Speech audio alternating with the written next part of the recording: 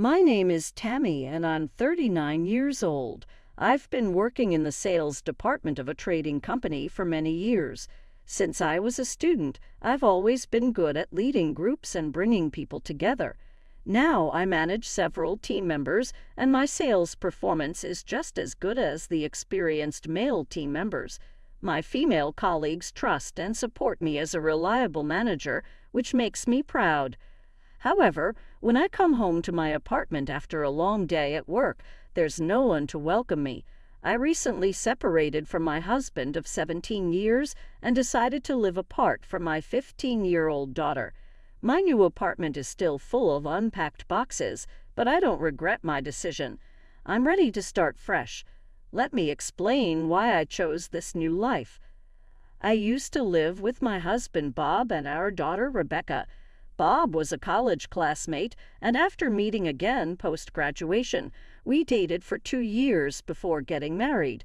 Bob worked in the sales department of a printing company, but later became a self-employed web designer working from home. Our daughter Rebecca is in 8th grade. The first sign of trouble was her changing attitude. One day she said to me, "I told you to buy the moisturizing cream." I apologized, saying I forgot but would get it after work.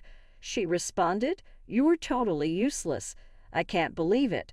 Her words became harsher each day, and she looked at me with cold eyes. I told myself it was just her age.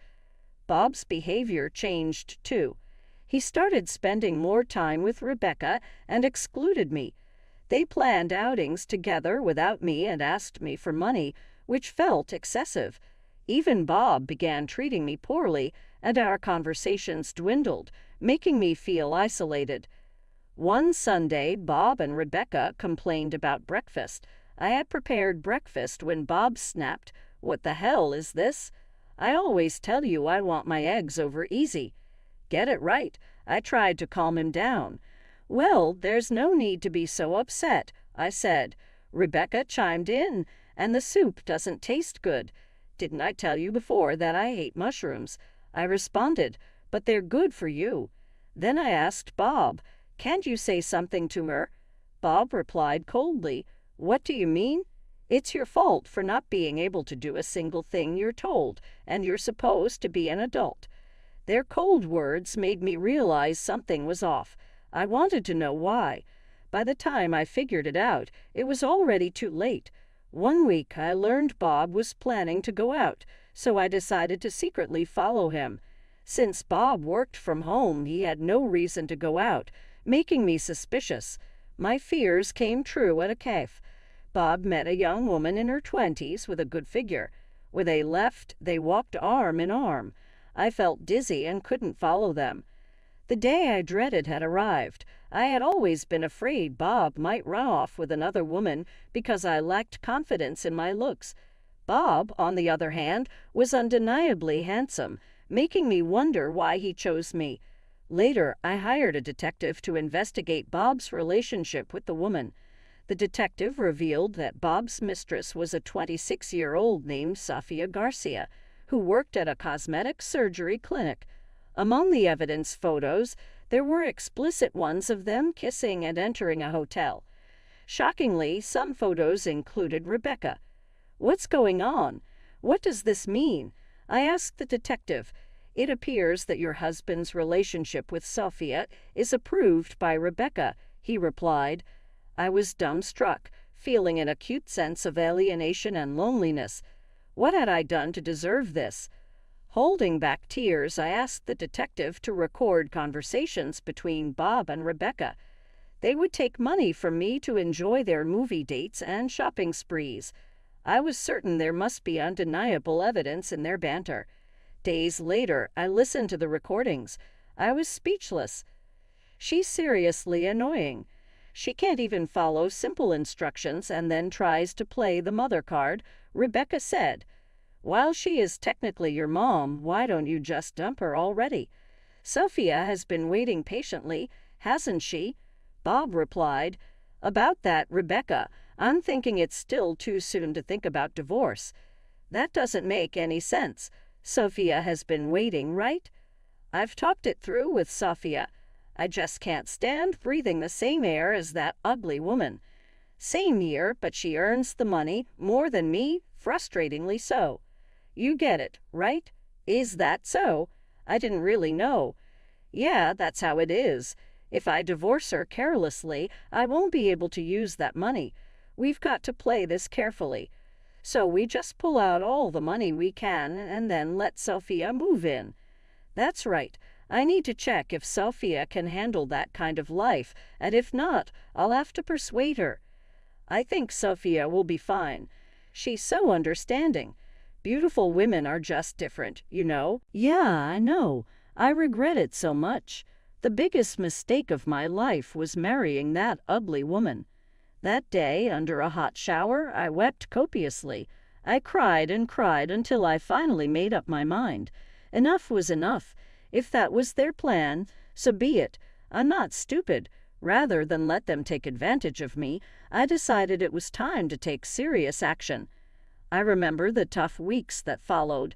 Each day I suppressed my emotions and proceeded with my preparations. Even when Rebecca's middle school graduation day arrived, I felt no profound emotions. Oh my gosh, I can't decide on a hairstyle. It's so frustrating. Who gave me this face, seriously? Rebecca complained, looking in the mirror. She was the spitting image of me. I tended to ignore her usual grouchy remarks. Then she said, "Hey, I need some money. Around $400 will do."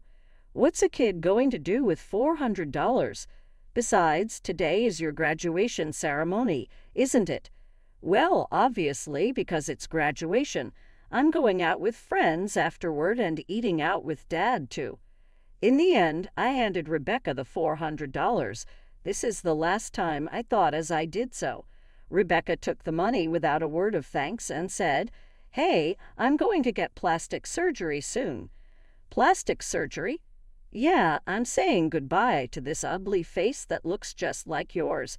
I can't wait for a total transformation before high school starts. Okay. I'm surprised. I thought you would be much more against it.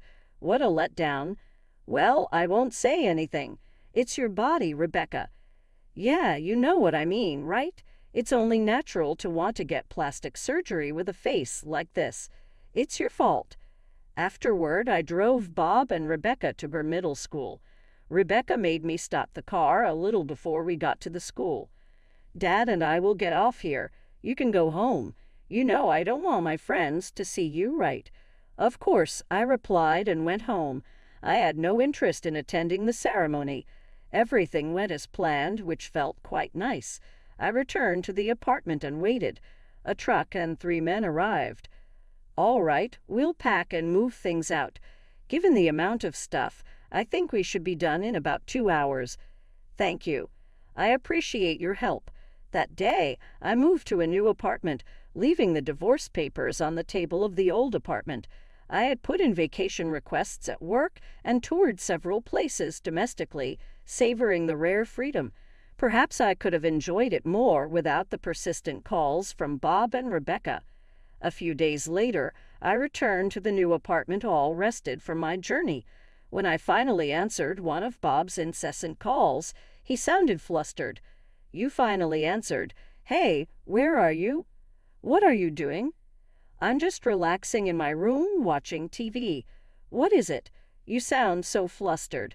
Is something wrong?" "What do you mean, is something wrong? What do you mean by your room? Explain yourself properly." "There's no need to explain. You saw it, didn't you? The divorce papers, that's all. No explanation is needed, right? So you knew about About your what? If you mean your affair, I knew. I have no intention of breaking up. I figured with your income, you can't support Rebecca. But tough luck. I'm getting divorced and taking alimony, too." "Who says I'm going to pay alimony? We should talk about this matter calmly." "Oh, yes, you can bring Rebecca along or not. It doesn't matter to me. I didn't really want to see them anymore, so I abruptly ended the call, turned off my phone, and cut off contact. I chose the cafe where Bob first met Sophia for our discussion, but only Bob came. There was no sign of Rebecca. She must be fresh out of plastic surgery." "Poor girl. Who's that with you?" Bob asked. "This is my attorney, Mr. Johnson." "You brought a lawyer. Well, did you bring the filled-up divorce papers as I asked?" "As I've said, I won't fill out such a thing. I'll tell you as many times as it takes. I have no intention of breaking up. Do you just want the money? Do you think we can continue our marriage for that reason?" "Who said I'm after your money? Who said it? You're making assumptions about people's feelings," I retorted. I gave Mr. Johnson a nod.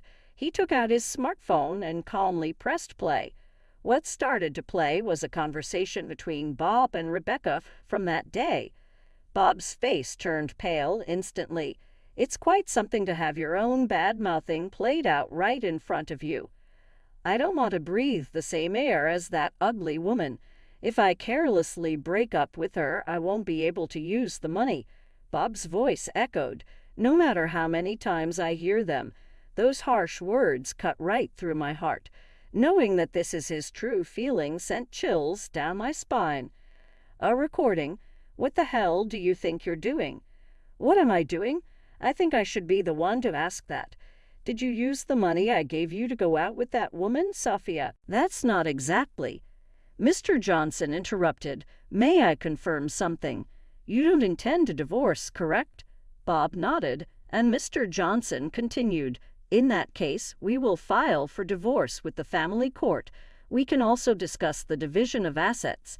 The court will hear the circumstances and verify the facts to decide whether or not the divorce should proceed."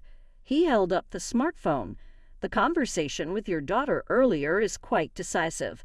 In my personal opinion, the divorce is almost certain." Bob stammered. "Oh, I came here today to talk about what comes next." I started, taking out various documents. "This chart shows how much money I gave you and when. This one is a record of utility bill payments." "What the hell? What are you showing me all this for?" "And this is a record of money withdrawn from our joint account. Rebecca's surgery cost quite a bit, didn't it?" "Eyelid surgery, eye shape correction, double eyelid surgery, nostril reduction, philtrum reduction, creating tear bags, cheek and nasal bone shaving. The surgeries total $40,000. There's only about $20,000 left in savings. There used to be $70,000. You've spent quite a bit, haven't you?" That was for Rebecca. I could save up again. "Do you realize that I was the one who mostly saved up that money? I'm really starting to get angry. I'm okay with splitting what's left in the account for the division of property. I won't say anything about Rebecca's surgery costs. However, what?" Bob interrupted. "I expect you to pay for the emotional distress I've suffered, so keep that in mind. And wait, there's more. Have you kept in touch with that woman, Sophia?" "No, not really." "That's what I thought because, well, I hired a private investigator to look into her. She's got a criminal record, so you better be careful." "A criminal record?" "She was charged with fraud and was arrested. She was in cahoots with the director of another cosmetic surgery clinic." "What the?" "She must have thought you and Rebecca were easy targets. My condolences." "Rebecca? What about Rebecca's surgery, then?" "I hope everything went well. Otherwise, we might have to negotiate with the hospital. We might even have to sue them. We'll have to see whether the clinic would agree to a settlement in that case. There are many dishonest clinics that deny their mistakes and dig in their heels." Hearing Mr. Johnson's words, Bob's face noticeably turned pale. "That's all for today. Send the divorce papers, okay. Direct them to Mr. Johnson since I obviously won't be giving you my address. Wait, please. One last thing. Can you lend me some money?" Bob looked pitiful. I was ashamed to have ever fallen for such a man. "Absolutely not." I left the cafe with Mr. Johnson, leaving a devastated Bob behind. According to rumors, Bob and Rebecca's life turned into a complete mess afterward. On Bob's salary alone, it was hard to afford an apartment and support Rebecca. Eventually, Rebecca had to start doing odd jobs like newspaper delivery, and they moved to a cheaper apartment, downgrading their living standards. With just his web design projects, he couldn't make ends meet and even had to take up day labor. Pitiful, really, but Bob must pull through. After all, he hasn't finished paying my alimony yet. I decided to let him pay it off in installments. Paying out $30,000 all at once would have been impossible for Bob, given his small business, which barely covered his side income. Borrowing money would have been out of the question, too.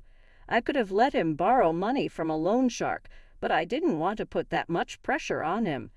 A few days later, I received a call from Rebecca. As expected, the surgery was a total failure. It was far from ideal. Rebecca and I met at the cafe and had a chat after not seeing each other for a long time. She still had bandages on part of her face. The surgery left marks, and I need another operation to remove them. It's the worst.